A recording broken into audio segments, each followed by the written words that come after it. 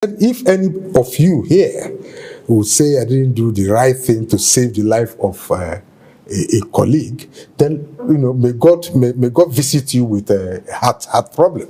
I said. Then may God visit you. Of course, I said, because it was now I was desperate at that point. The president, I told him, I said, in Yoruba language, I said, Baba, in term fa you go down.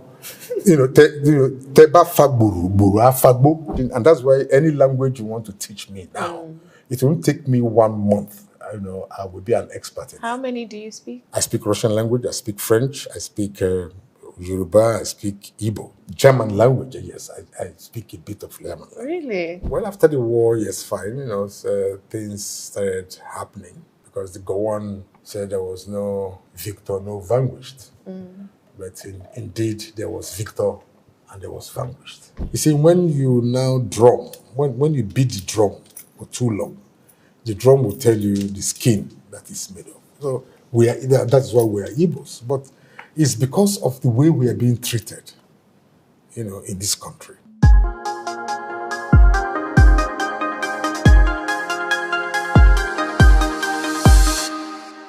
Welcome to Untold Stories with Adesua. I'm here with Chief Adolphus Wabara, former senator, former Senate president of the Federal Republic of Nigeria from 2003 to 2005, I believe. Also, the current chairman of the Board of Trustees of the PDP. Welcome to the show, sir. Thank you. And thank you so much for joining me. I had said to your son, actually, that I needed to speak with you, but it was particularly after I was rewatching a speech you gave in the Senate, my people, oh my people, the speech you gave on the 16th of May, I believe it was, 2006, and it was the last speech that the Senate took before they voted against the third term constitutional amendment. Yeah, thanks to the then Senate President, Ken Namani. Yes, thanks to the Senate President. Did you, at that point when you gave the speech, did you think that the constitutional amendment was going to fail? Yes, I knew at that point, although I was not indeed in any faction, whether for or against, but then I was more on the side of those who scuttle the third term, and the likes of Senator Chukwumerije, Senator Ben Obi, where they were holding their meetings was just, right opposite my house, at Akpo. So after their meetings, distinguished Senator Ben Obi, no wonder he's been, respected and called the Ojelimu. Uzi, he's the one that carries the news to me to what they did.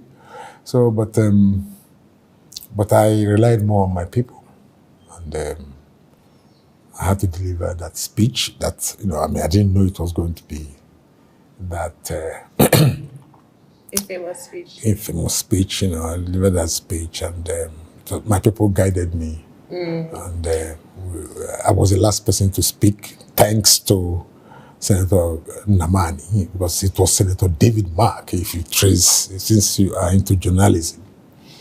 It was David Mark who was to speak last, But really? But I did a note to him, to the Senate President, Namani, that please he should allow me in the spirit of,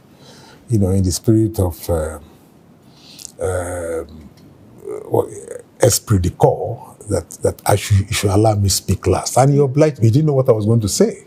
Mr. President, having said this, I thank you for your patience and understanding.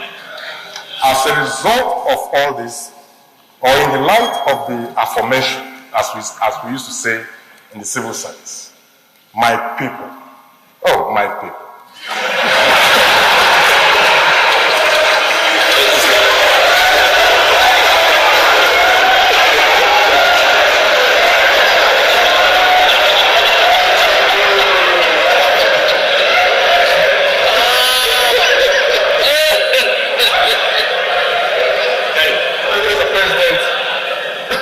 People have asked me to vote no on tenure extension.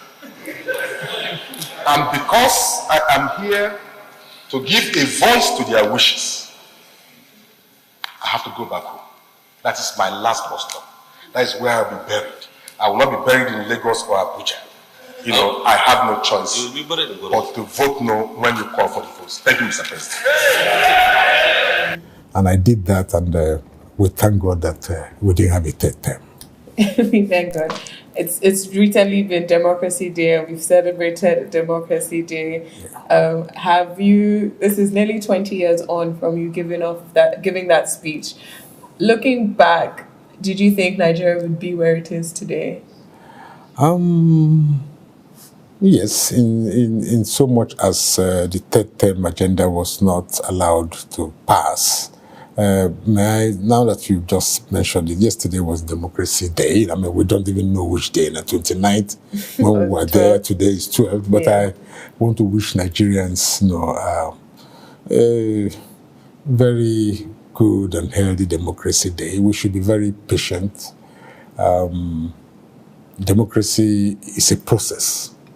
It's a process, and it's a process that will come and go.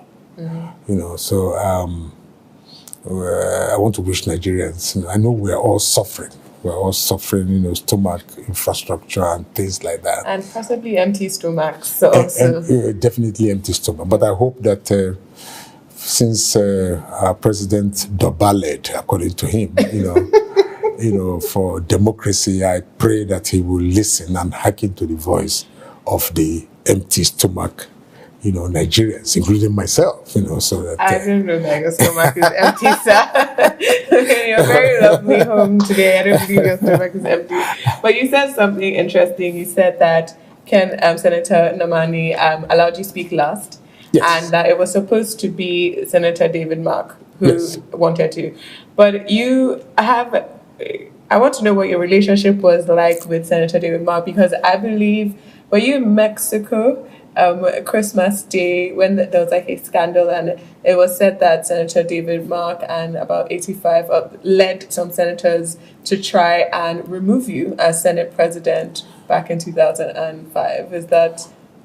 Yeah, we should not forget that Senator David Mark, my very good friend, we're all age mates, he was a military guy, and they were very conversant with coups, and they knew how to plan coups ahead of we civilians, So he really had 85 signatories of the senators, and I was in Mexico, and they were to send me off through impeachment.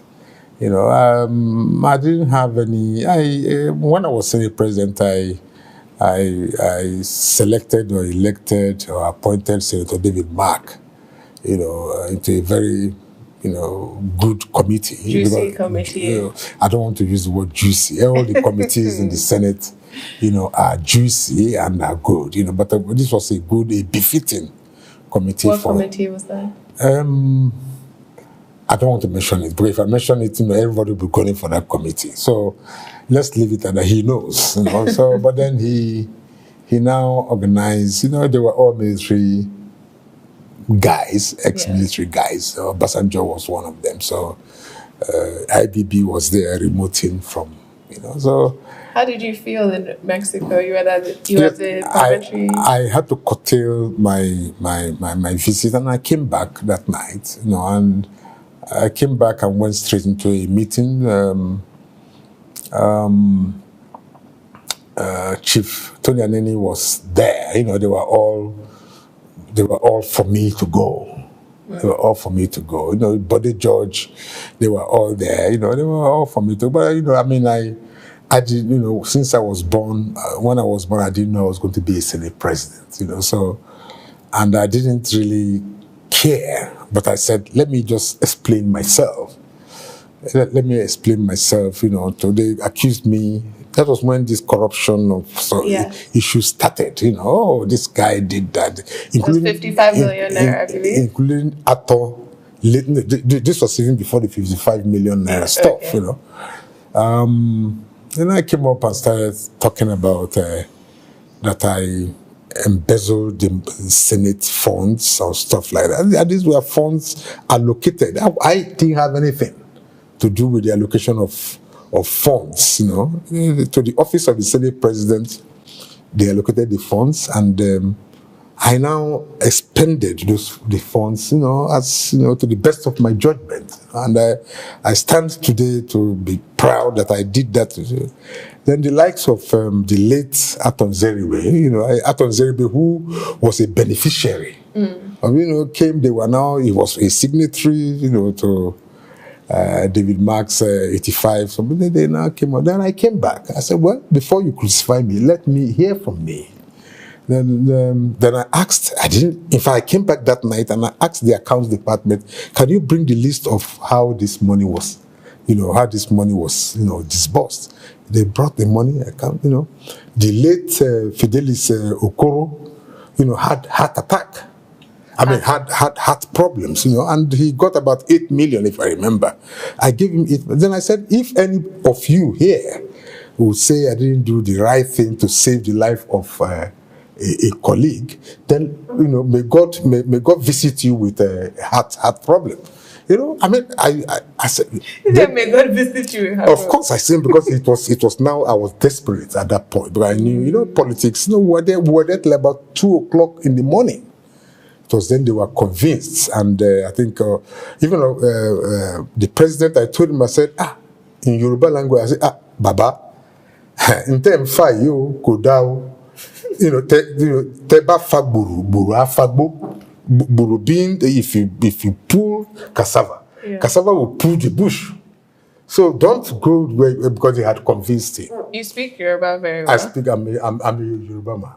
Really? I'm a Yoruba man, But where were you born? I was born in Port Harcourt. Okay. So when did you start learning Yoruba? As soon as I was born, my father was a railway locomotive driver of the railways. And as soon as I was born in Port Harcourt, he was transferred. Then I was just a toddler, transferred to Lagos. So we remained in Lagos. I went to primary school in Lagos, Ladilak Institute. I started with Elizabeth Fowler in Wakeman Street. And Ladilak Institute in Akinwumi Street in Yaba. Then from there to Methodist Boys High School, Broad Street, Lagos. Okay, so you're in Lagos through and through? I'm a Lagosian. In fact, if not now that maybe the president will not allow an Igbo man to contest for the governorship of Lagos, I will have been eligible to contest for the governorship of Lagos. I want to actually put in that because I want to ask you about that, but I also want to ask, do you speak Russian? I do. You speak Russian? Yes, I studied in Russia. You went to Kyiv University, right? I went to Kyiv State University. That's where I did my master's. International relations? In international relations, yes. I did my master's in international relations. But before then, you go through a 1-year language program.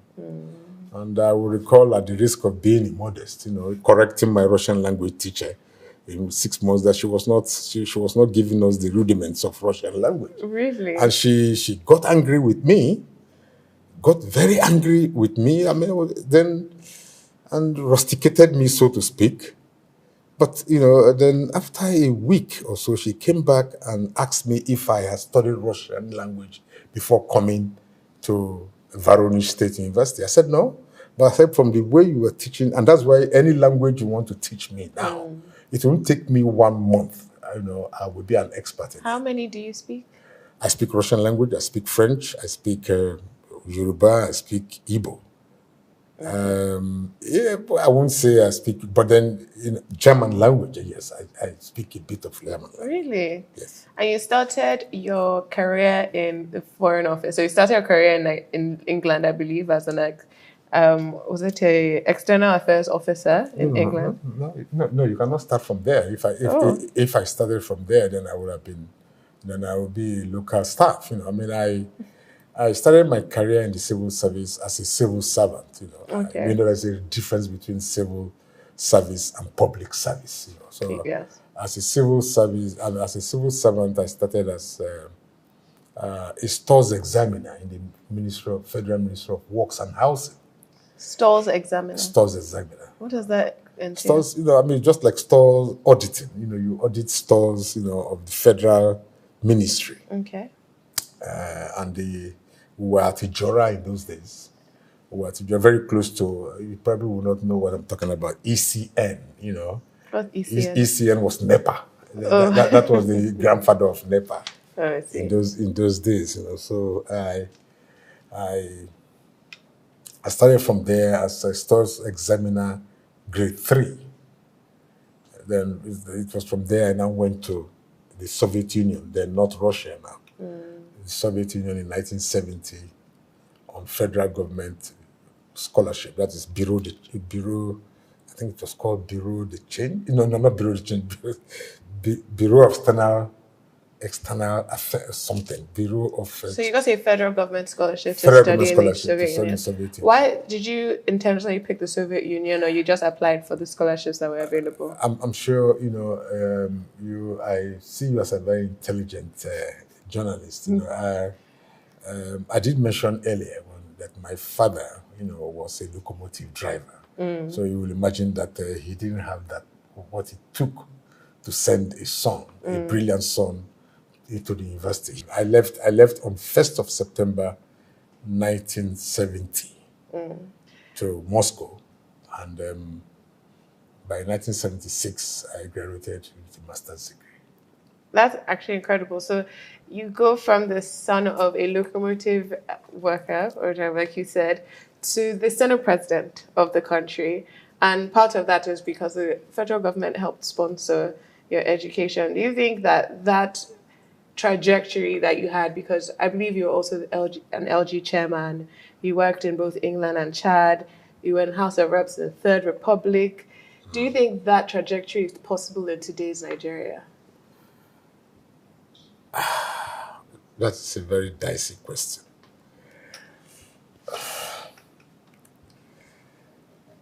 It's the leadership. The leadership. Then there was good leadership. There was transparency. There was transparency. And like I said, tribalism was not there as such. Really, even after the war? Huh? Even after the war, you felt like No, tribalism? you're talking of my life started before the war. I mean, well, after the war, yes, fine. You know, things started happening because the Gowon said there was no victor, no vanquished. But indeed, there was victor and there was vanquished. The so-called rising sun of Biafra is set forever. It will be a great disservice for anyone to continue to use the word Biafra to refer to any part of the East Central state of Nigeria. The tragic chapter of violence is just ended. We are at the dawn of national reconciliation. Once again, we have an opportunity to build a new nation. You know, I don't want to go into that as an elder statesman. You know, we're talking of restructuring. We just pray that we'll be sincere with the whole idea of restructuring. I want to say, because, you know, in your My People, Oh My People speech, you said something about 6 years rotational, 6-year term, fixed term for president or governor, instead of the available 2 terms of 4 years. And you spoke about the need for it to rotate, and so that for equity and fairness, a president will come from every region in the country. That was nearly 20 years ago now. Mr. President, and they also mentioned, just like Senator Fikiomi did, that the retirement age of any elected executive office holder should be 70 years. And I think I agree with it. I agree with it. You know, so that with this, children born same day in each of the 6 geopolitical zones, if we agree, of our country, would have the benefit of seeing 2 presidents emerge from their individual zones in their lifetime, as if God allows them to live for 72 years. And this is a far cry from the 12 years per zone being, 12 years per zone being proposed. So if Mr. President, I don't know, you are very busy, I don't think you can make babies now anymore. But if you make a baby now, your son or your child will live to see two presidents emerge from the zone during his or her lifetime. And I think that is what we need in this country. I saw somewhere that you were quoted as saying that you don't believe you see an able president in your lifetime. Is that how you feel now? Versus like how you felt then on the Senate floor talking about, because right now in House of Reps there's a bill for what you spoke about nearly 20 years ago, a 1-term 6-year fixed term for a president or a governor. But particularly for the presidency, do you still believe that you might not see an able president in your lifetime? Of course, yes. I don't think. I understand the politics of Nigeria. I understand the politics, but we will fight. If you listen to Barack Obama, he said, if you want democracy to win, we must fight for it, and that is what we are doing. I'm 76 years old. I'm 76 years old. And frankly, I'm an Igbo man. I'm an Igbo man.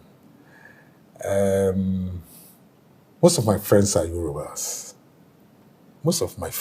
My confidants, my very good friends are Yorubas. Even my younger brother, Mark Wabara, worked with the president, Tinubu, in Mobile. So when we were brought up and we were growing up, we didn't even know that we were Igbos. Just like General Ikemwachuku and what have you.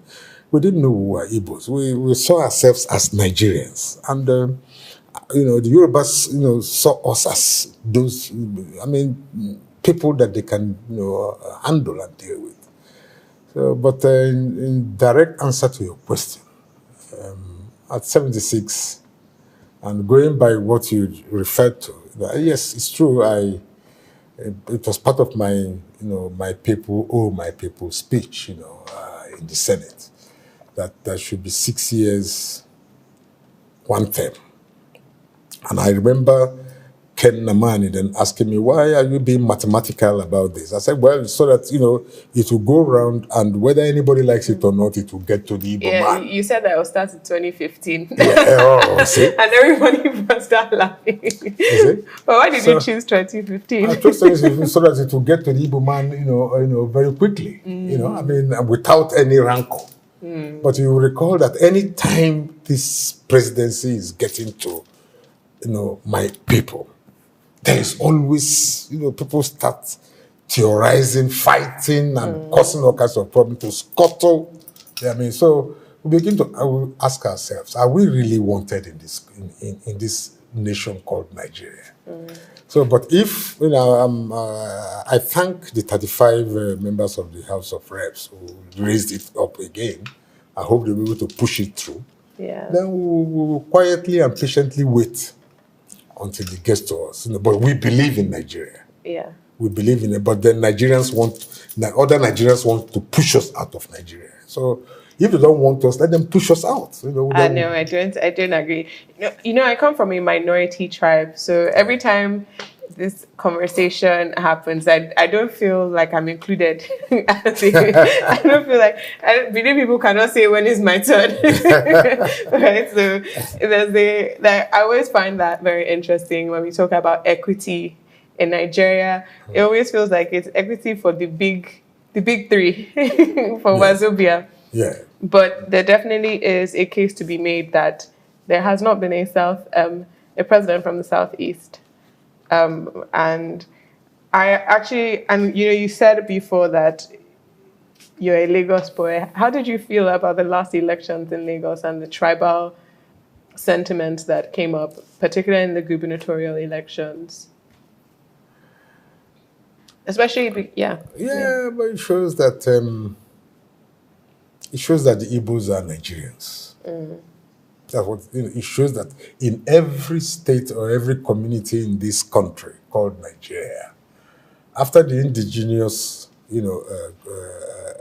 indigens, the next populous indigens are Igbos. Anywhere they're Igbo, and that is why it's even difficult. I don't want to say it so that I can go back home and be safe. I would advise those in leadership and Nigerians that they should please accommodate us, because we are true Nigerians. We don't believe in Igboism as such. But when you push us to the wall, then of course, you see, when you now drum, when you beat the drum for too long, the drum will tell you the skin that it's made of. So that is why we are Igbos. But it's because of the way we are being treated, in this country. And I think I'm old enough to talk about the story, about the history of ethnic groups. Have you written a book yet? Because I didn't. I have not written a book. My book is going to come out. Maybe, I don't know, possibly posthumously. I'm 76, so anything can happen. My very good friend that's 60-something died recently. So you can go in at this age and you don't wake up. So there's nothing you can do about it. But we'll continue to pray to God for good health. And Amen. Amen to that. Before, in that same speech, you said that you thought that the retirement age should be 70. Do you still believe that? Yes, because that is why we're having problems now. Is that why the president doubled? Huh? Is that why the president doubled because he's over 70? Yes, so because, you see, our colonial masters, bad as they were, had good reasons to in the civil service rules. Like I said, I was a civil servant. Say, at a particular, it's either you go, you retire at 60. I think it was 60 those days or something. So Yeah. it's for people like you to, it's for To people like you to fill the vacuum. Yeah. By the time you find today that even at 70, 80, people like us are still looking for Positions. Yes. So when our children and grandchildren now come and take over. Do you have this conversation with your fellow leaders? Because you are the chairman of the board of trustees of the PDP. I'm the chairman of the board of trustees of PDP, thanks to the PDP and our leaders there. And you supported Atiku Abubakar in the last elections. Yes, because he was our candidate. I mean, Atiku Abubakar was the candidate, and I'm a party faithful. You're very loyal. You haven't switched. I will never switch. Why do you think others switch and you have not?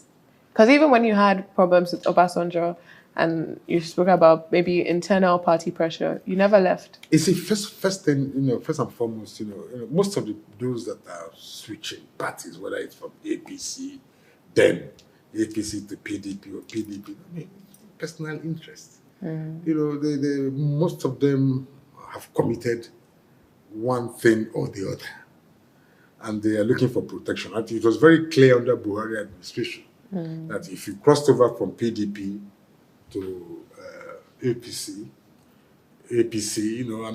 your sins are forgiven, and that's what is happening now too. People are moving from this thing.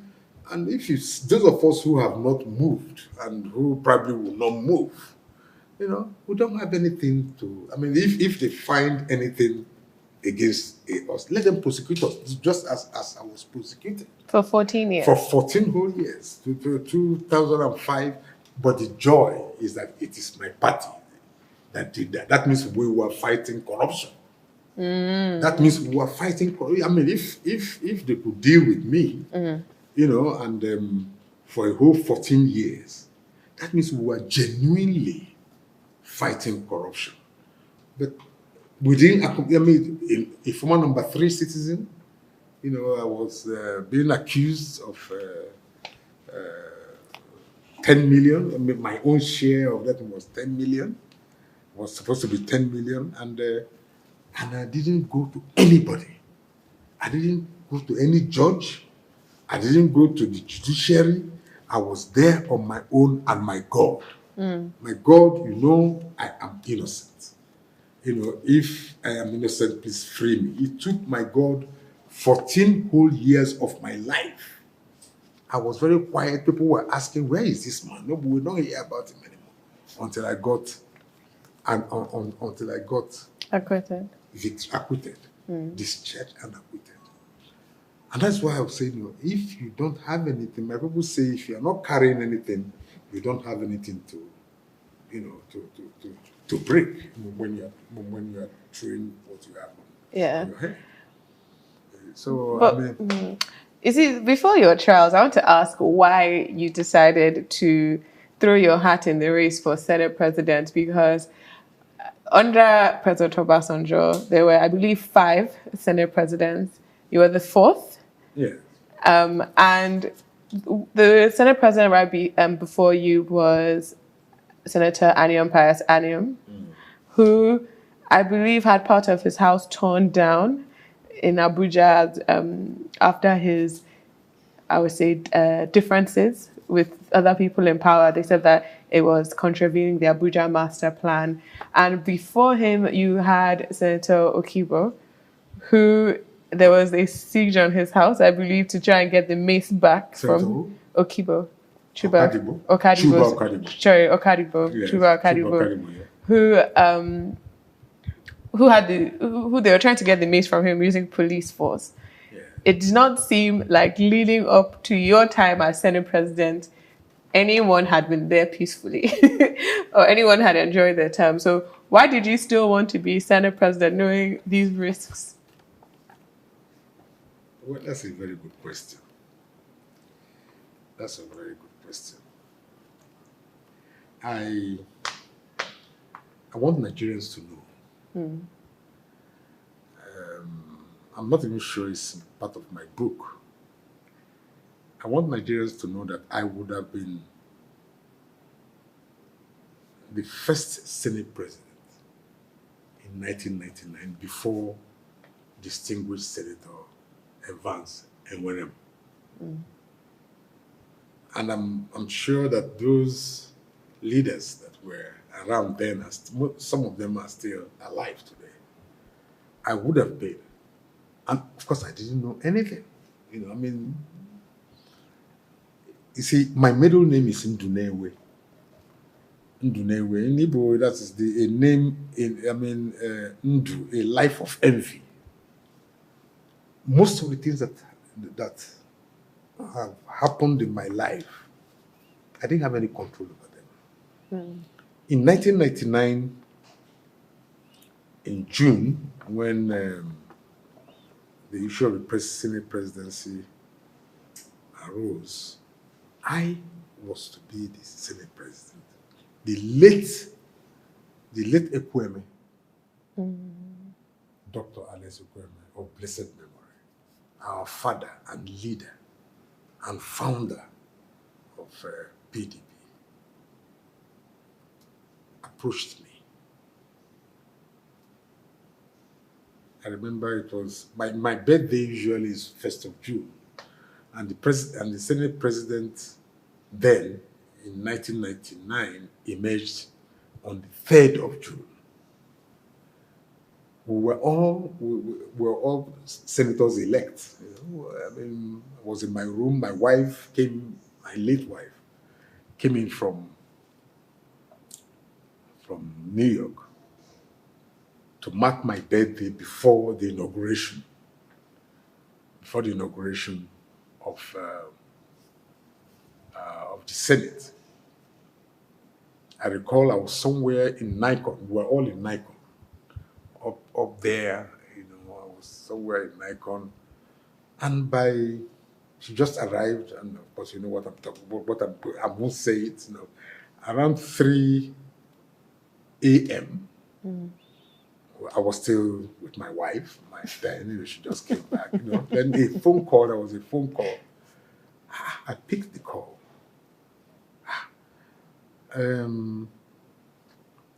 Is this Adolphus Wabara? I said, yes, this is Adolphus Wabara. Can I see you? I said, who is this? Meanwhile, I excused myself. Then I said, who is this? He said, can I see you now? I said, but do you know what time it is? He said, I want to see you now. The voice was very assertive. I said, can't it wait till tomorrow? I want to see you now. I said, okay, so where do I? He said, come to room 419. That was in Nikon. A suite 419. I said, but who am I talking? He said, you are talking, this is Dr. Alex Ekweme. I never met him before in my life, but the name, I told my wife, I pushed her aside. I said, please, I have to move now. This Dr. Alex Ekweme. I said, okay, I'm coming, sir. I now changed and wore, then I used to wear white, I used to wear white brocade, starch stuff. So I just put on my white. At 3 a.m. Yes, but I remember I can't remember my room number, but I remember his room number because it's 419. But I knew I was upstairs somewhere. Then I came down in the lift, came to suite 419, rang the bell. Then somebody, a very top politician, opened the door. You don't want to say who? I can't remember his name, but if I describe him, most of our Igbo brothers will remember. He's they call him one. He was one time the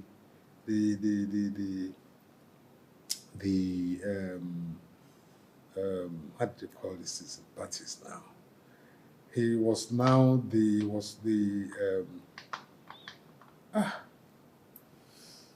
of PDP in either Anambra or Enugu. He was the party chair? State party chairman. Was the state party chairman, but caretaker. Okay. Caretaker chairman, yes. Okay. Of, a fat guy with always like, well, I don't want to use that word. He was on television, native doctor or something like that.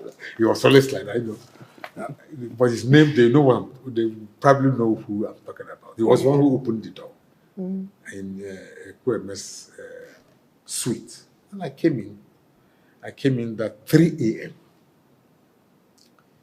At that time, that 3 a.m., this great leader was gulping, he held his plate, gulping rice. 3 a.m., which meant that he just came back from a meeting.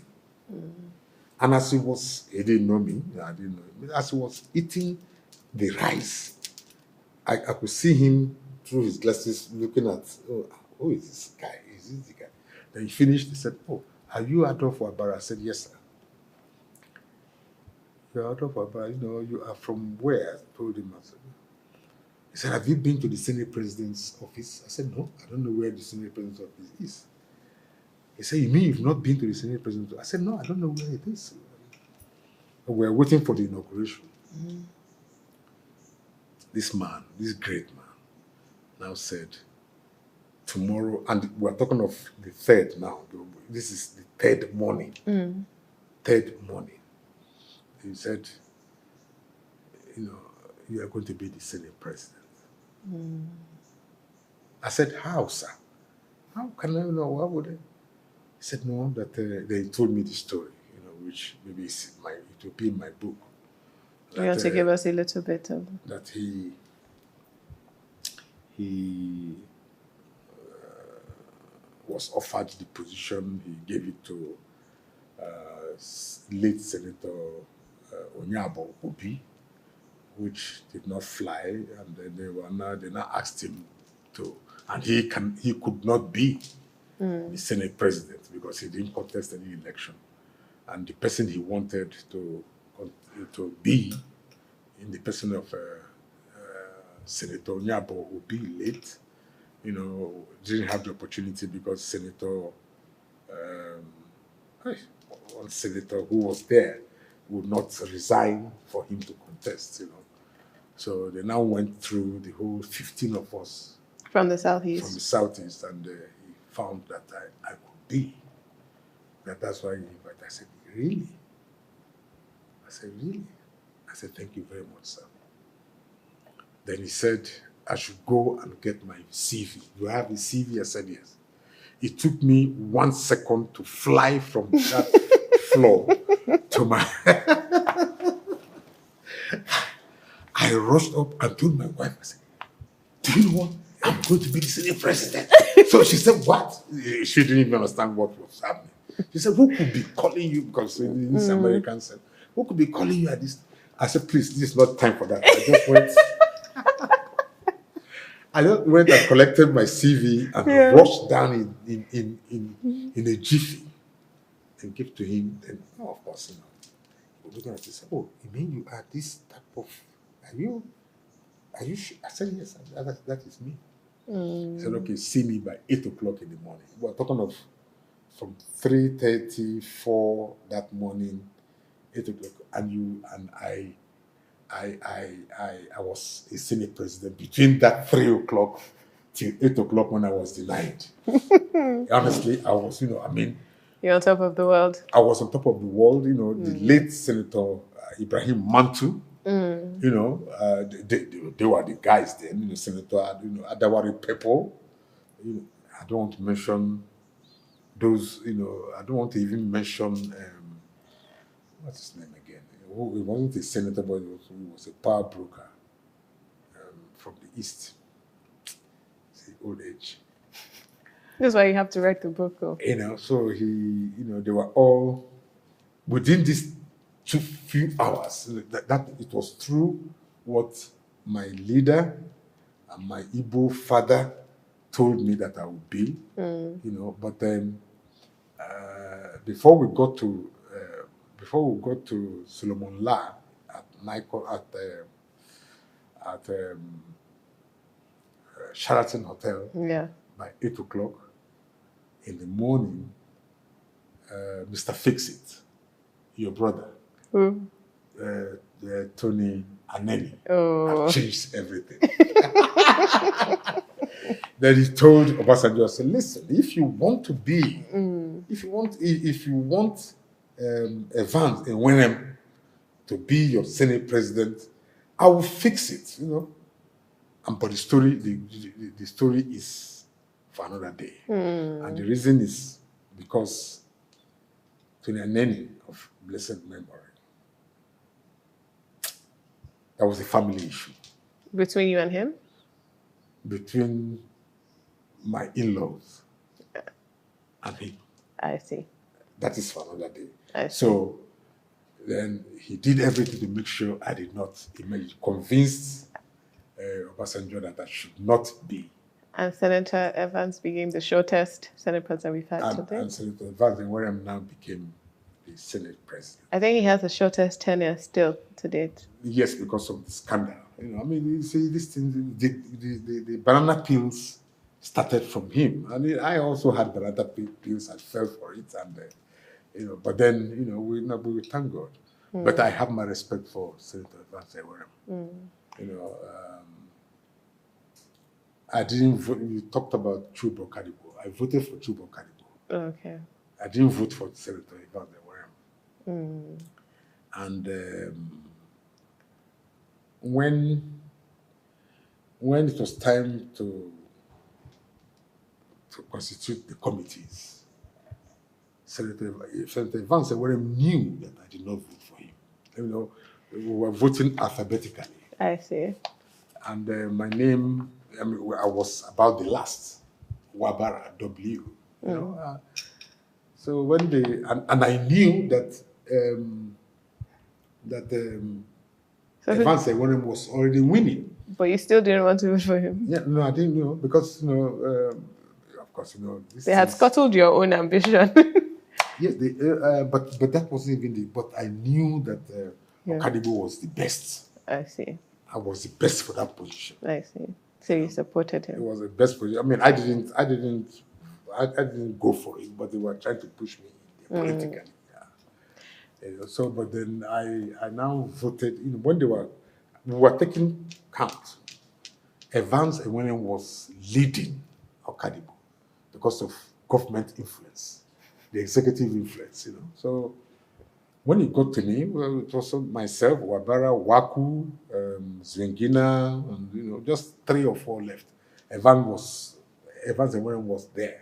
When they called my name, Wabara, Adolphus Wabara, I said Chuba Okadibo.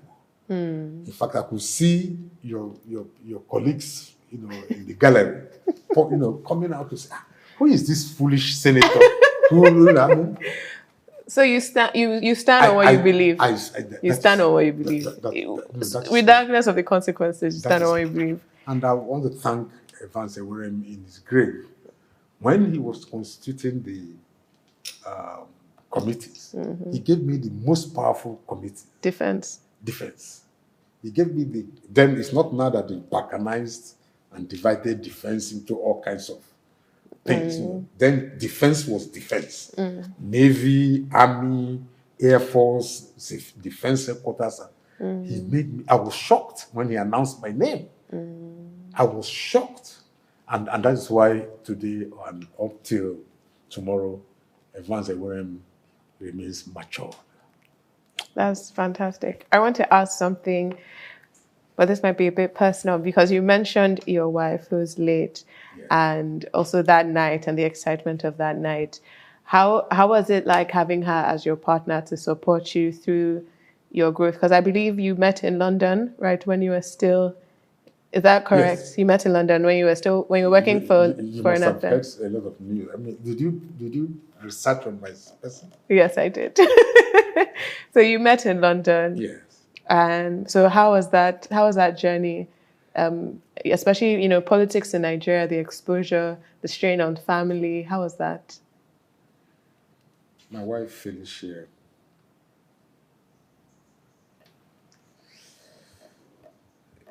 is a wife,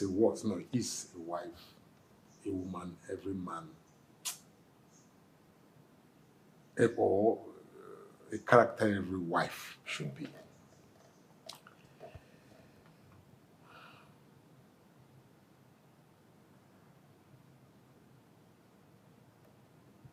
And yes, I met her in London when I was in the High Commission. She was also working as a local staff in the High Commission, 9 Northumberland Avenue.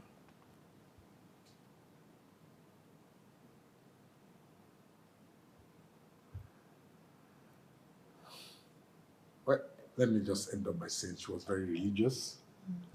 She was a true Christian. And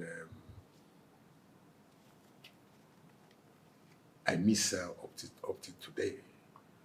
You recall when you came in here, when you came in here,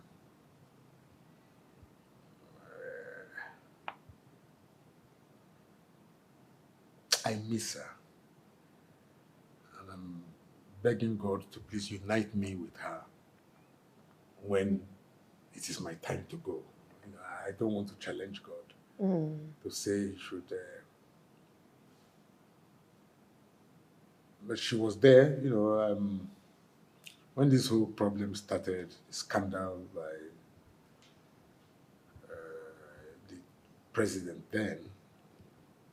Obasanjo. Olusegun Obasanjo, who went on national television to accuse me of corruption. There was a national broadcast. National broadcast. And then I stood my ground. And heard he wanted me out immediately. But I stood my ground as, of course, I was head of an arm of government. Yes.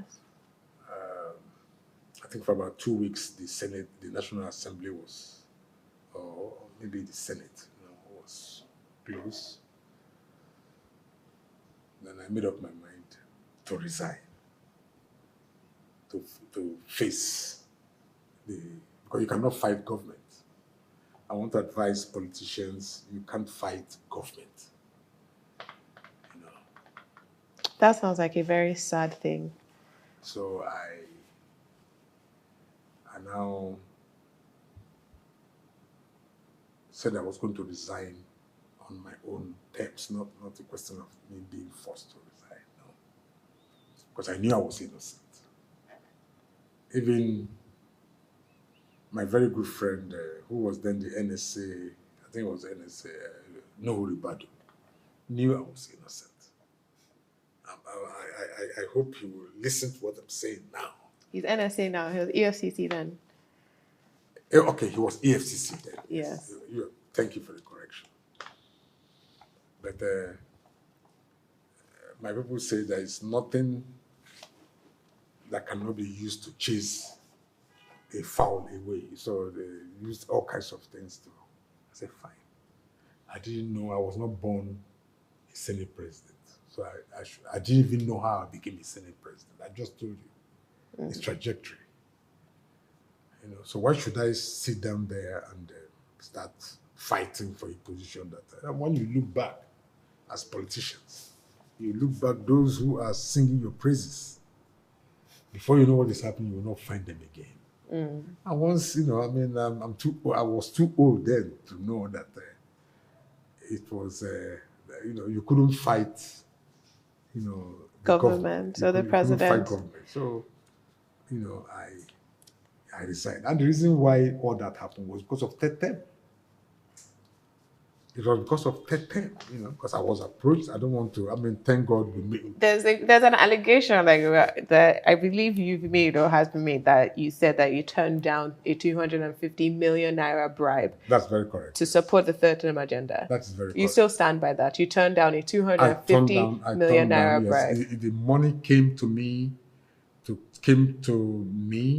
I don't want to embarrass certain people, came to me by 1:30 a.m. before my third term speech. Really? Yeah. And it came in a sparkling G-Wagon. You're telling me they put 250 million naira in cash? How much is 250 million? It comes with central bank something. Central bank is something that you have with it. Sammy, I've never seen 250 million naira in cash.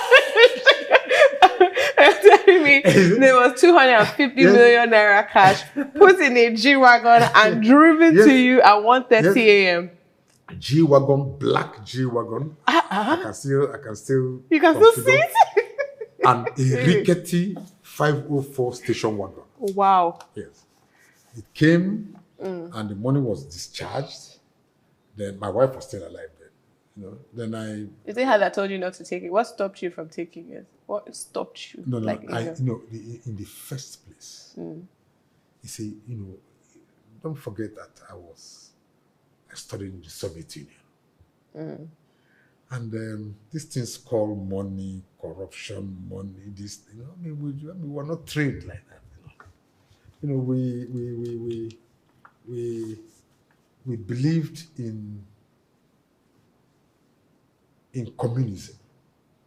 So you believed in communism? Yes. Okay. I believe in communism any day. So even up to now that we speak. Really? Communism or socialism? Or you mean communism itself? Like communism. We were trained, we were trained to be communists, and communists, and we're practicing communists. Just like you say, you're a practicing Christian, where you don't allow your fellow human being to suffer unnecessarily. Okay. And it has been like, and that's why what is that was even the main reason why I saw if I was a capitalist, 250 million, then oh my God, I would have admitted. How much was dollar? I would have admitted the money. I was peeping through my window. My wife then it was someone say, see. I don't want to mention names. But you know the person who brought it. We know the person, and I know where they took it to. Oh, waiting for me. Yes, okay. they took, yes. Okay. If I go further from your investigative journalism, I will let the cat out of the bag. I don't want to do that. I want you to, but I'll allow you not do it. But are you sure you don't want to give us a hint? No, I wouldn't, because I will embarrass certain gentlemen. Yes, I will embarrass. Don't they deserve to be embarrassed? No, they don't deserve to be embarrassed. They were just doing somebody else's because bidding? I tricked them into. Oh, I see. Yes, because there was a call around 10 midnight. I was trying to know whether then when they were saying they were distributing 50 million per senator, I didn't believe it. So this person now negotiated that, well, as a former Senate president, and that I had supporters that if they brought that to 250 million to me, that I will, that will scuttle all this 10 thing, and Obasanjo will emerge the president. Yeah. So that was why they now, within 2 hours, the money was brought. Wow. Within 2 hours? Within 2 hours, the money was brought.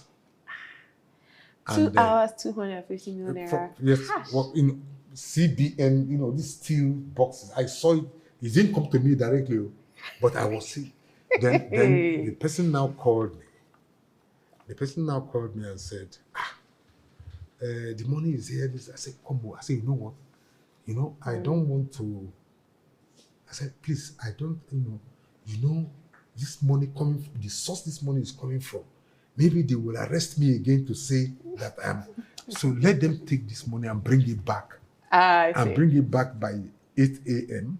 or 7 a.m., by which time I will know how to distribute the money. This is what I told the person on the phone. I said, so that I will know how to distribute this money, or safeguard, the money, so that nobody will come and, if this money sleeps with me in my house this night, I can be arrested again for, But you were also smiling and took my seat. And took my seat as a senator.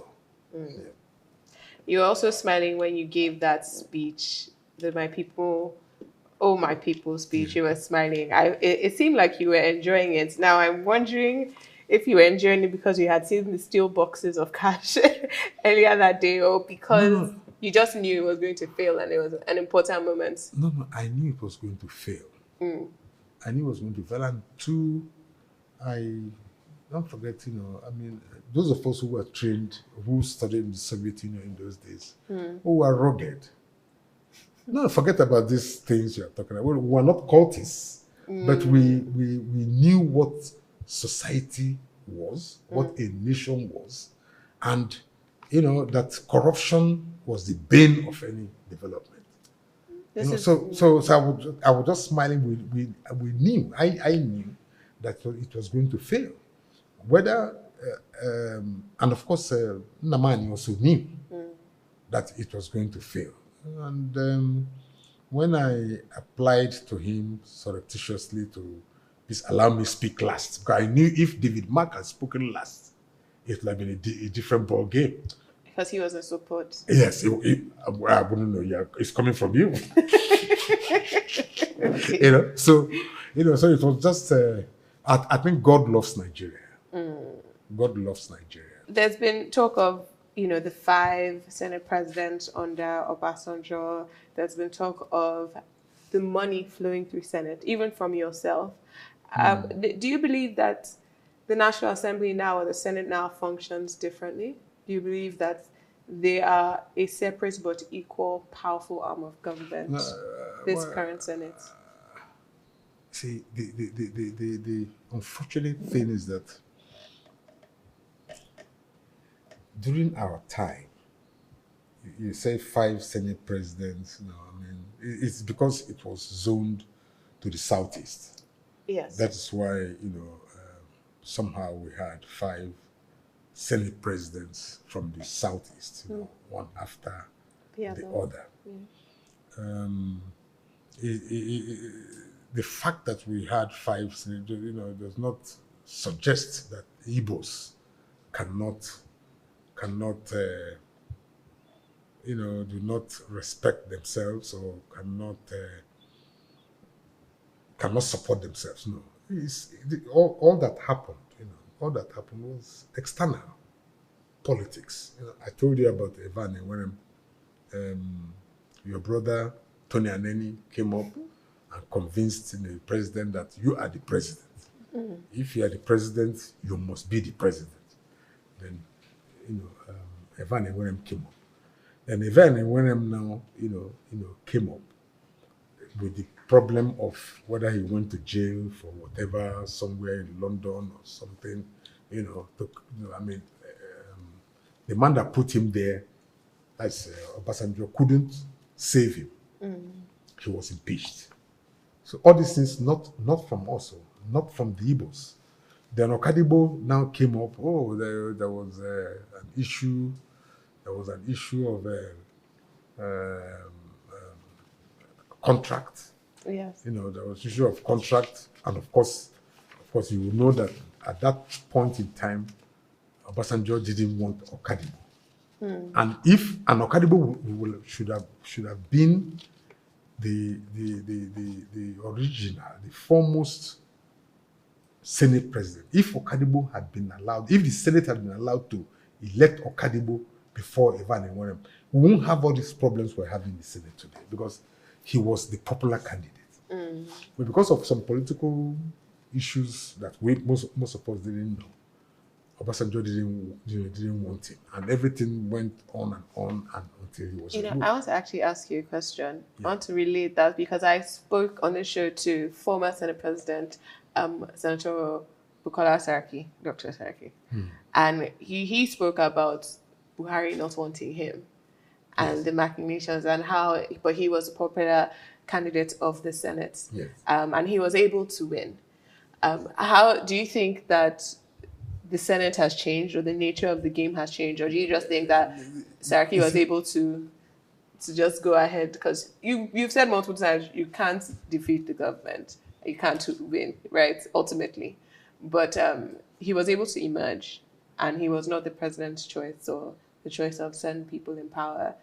How do you think? You see, the thing is, the Senate, the National Assembly, should be allowed, and it's almost impossible, should be allowed to, to elect their leaders. Should be allowed to elect their leaders. That's why you still have the same thing is happening, now, down the line. And in so doing, the National Assembly should have a first-line charge, so that they will not depend on any president for their funding. If you recall, there was a recent write-up,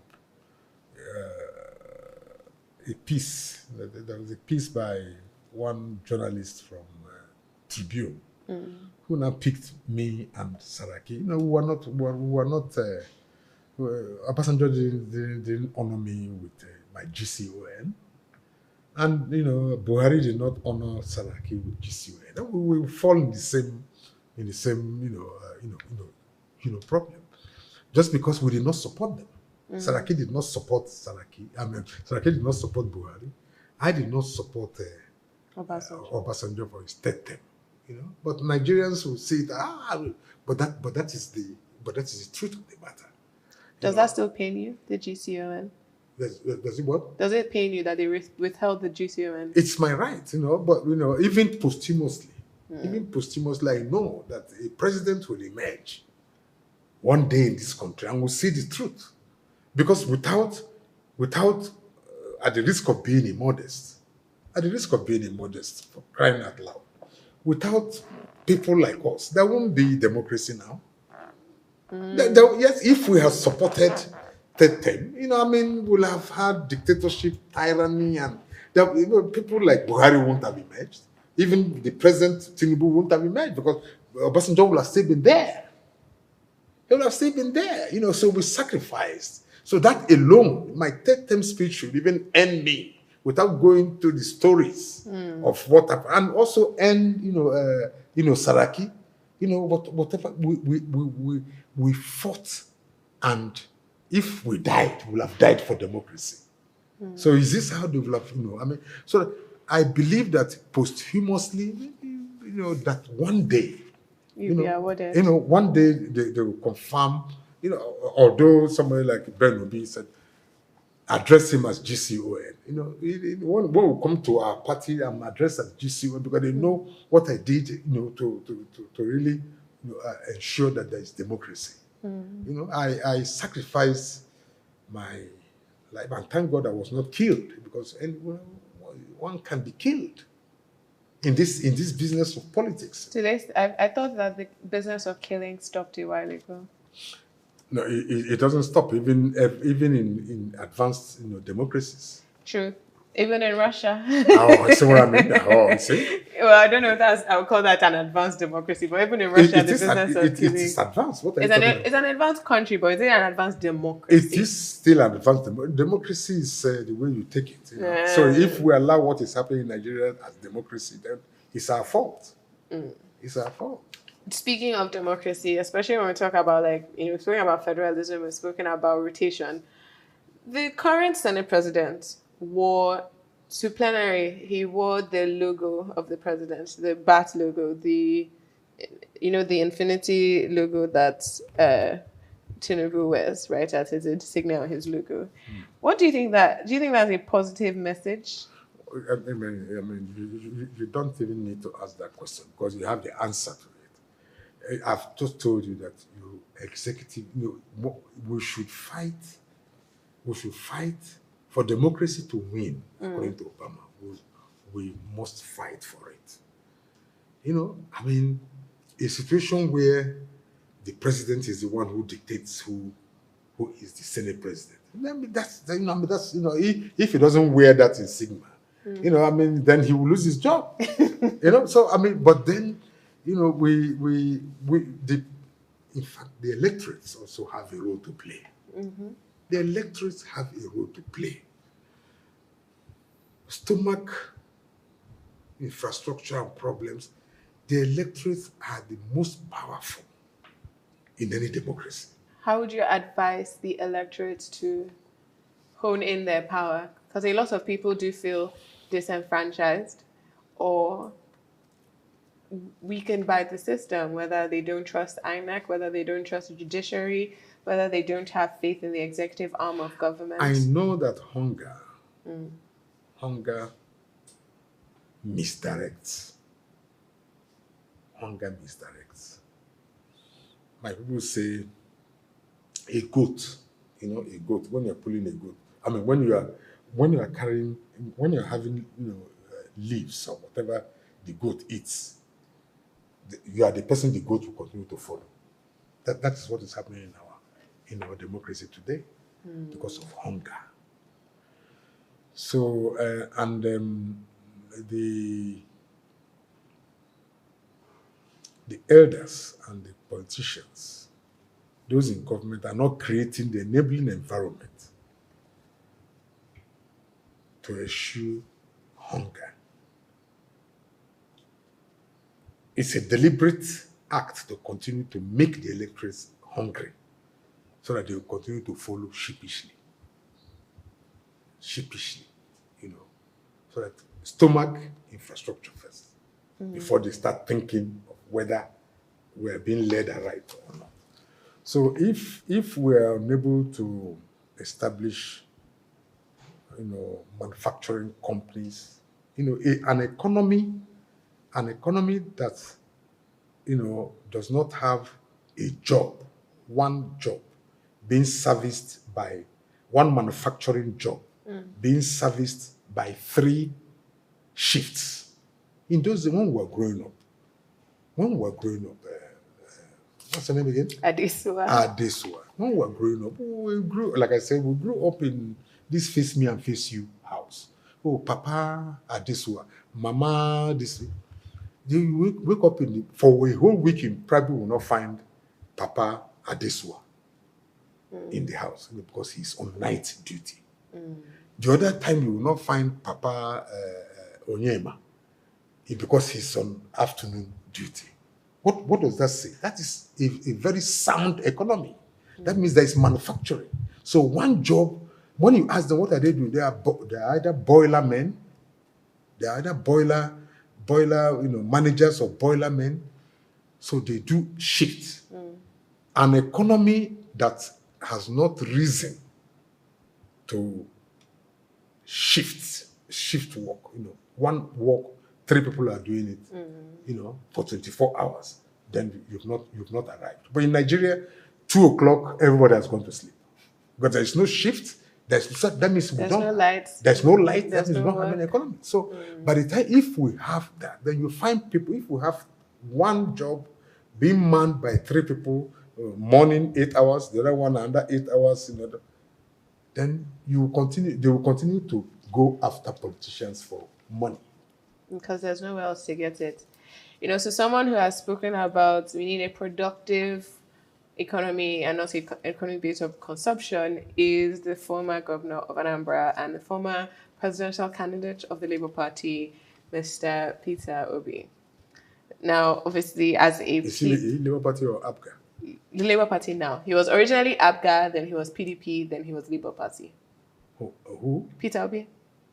Peter Obi. Yes. I was getting Soludo. Yeah. Soludo, yes. Okay. Actually, I like that you bring up Soludo because I want to ask you about what Soludo said about Peter Obi's run for president in the last election. And he said something similar to, I think, something you've said before, but something I know that Osita Chidoka has also said, that in order for there to be a pathway to the presidency for Igbo people, it needs to be through one of the main 2 parties, either APC or the PDP.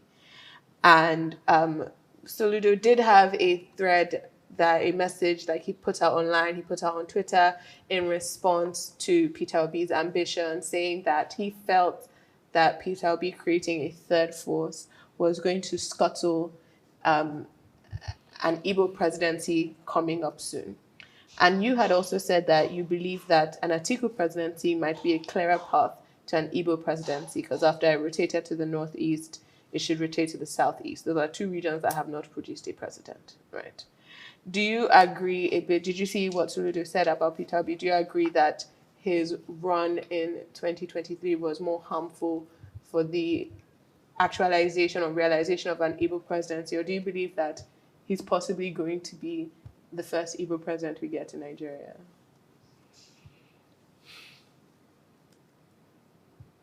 I'm an Igbo man.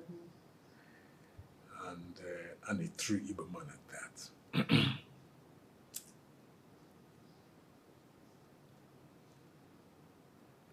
An Igbo man cannot be president of Nigeria all by himself. And as a matter of fact, there is no zone or region in Nigeria that can produce the presidency all by itself.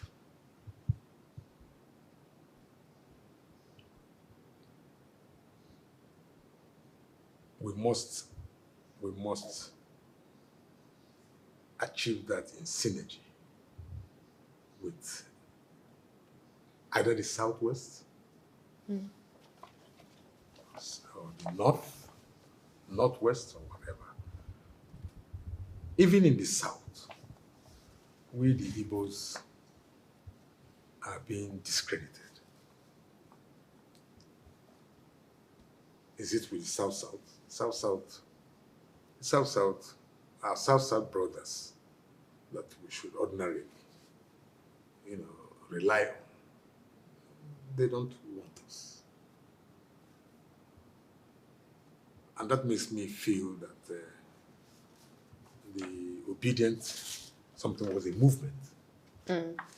Was a movement of youths here and there, but not coordinated. And that gave an impression that an Igbo man could make it. But then, that movement, that obedient movement, was personalized because it was on a person. Those who were the youths then were not interested in whether this man was Igbo, Hausa, Yoruba, or whatever. But like we say in those days in Biafra, Abachoso go mile. After running to safety, then you now look back and say, how many miles did I run? So after all this, they say, who is this Ubi? Then people now started saying, he's an Igbo man. But Nigerians loved him as a person. But to translate that to politics and voting is a different thing. So to me, I feel that we should, as Igbos, this 6 years term or whatever, we must negotiate. We have not been forgiven for what we did not, cause. The Biafran War. It wasn't our fault. But the propaganda is that, the Igbos cannot be trusted. And it has, people believe that.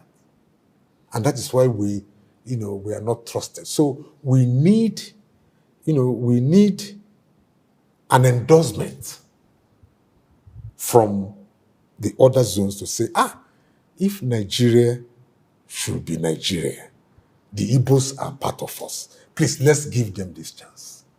But if we say we are going to think it's our right, well, if anybody wants to eliminate me, now let the person come. At 76, I say, thank God, we will not achieve it. So we will have to cool down, calm down, and let people trust us. But I believe in one thing. I believe in one thing, that it is an Igbo president. It's an Igbo president. Whenever that will be, that will calm down the tension in Nigeria. You know why? If an Igbo president emerges, if you go to Tinubu's office now, you hear, Mbati, like we say, Bawo Ninkon, this, that. Don Buhari was there, Menini, this. But you go, when an Igbo president is there, you go there and say, Kedo, he will tell him, please, I'm not here for Igbo, I'm here for Nigeria. Speak English. That is what you can quote me at any time that will be, I will have been gone. That is what, and that is when you know that Nigeria has come to stay. Was Obasanjo like that? People do say that he was quiet. Quiet, but yeah, I speak Yoruba too. I can't even remember. I'm just, it's okay, but but I'm just telling you that this, and then we can then juxtapose that to what is happening. When Buhari was there, Nigeria was Fulanized. I don't want to say Hausanized, because even the Hausas in the north were now our guy has come there now. Everything is Yorubanized. Awalokon. I know, in Awalokon, and all those things. So, but when an Igbo man is there, even these Igbos craving to become president, they will be begging him, please give us a job. But he will do it respecting the federal character of the Constitution. Okay. Well, thank you so much, sir. I think that's a good place to end it. I've taken a lot of your time. Thank you so much for speaking with me about your life and about your communism and your time in the Senate, and also how you see Nigeria and Nigeria's future. You think there's hope for us? Yes, of course there is hope. We are passing through a phase. Even this corruption thing, we are passing through a phase. If I'm happy you researched about me, and if you research about America and their leaders, you'll find out that what we are passing through today the corruption, they passed through all those things, and then established their families. Now are established. Even Trump, the father was a criminal, a corrupt, but today he's the president. If you talk of Jimmy Carter, they were all, so it is the face. So all these things happening now, they are establishing a future for their great grandchildren in terms of companies and manufacturing companies and organizations. That's why you have Qatar. I can't remember one or two companies of this, but if you trace their history, they either were very corrupt.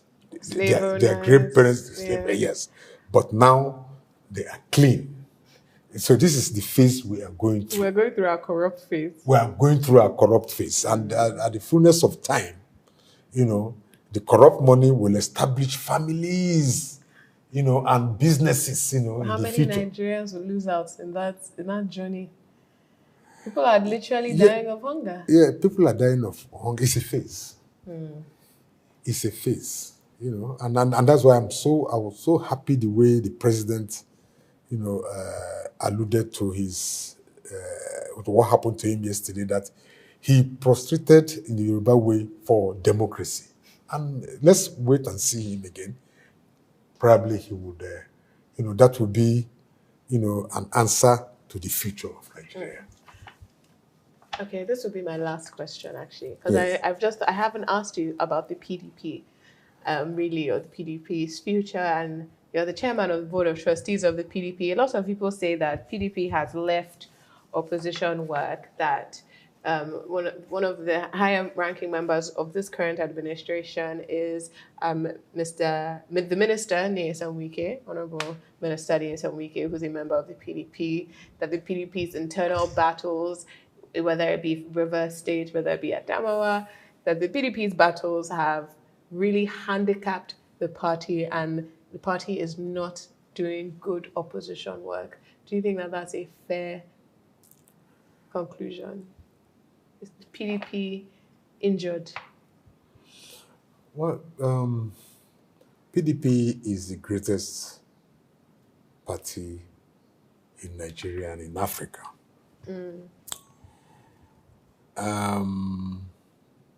Therefore, there is that tendency to destroy the party. We know that.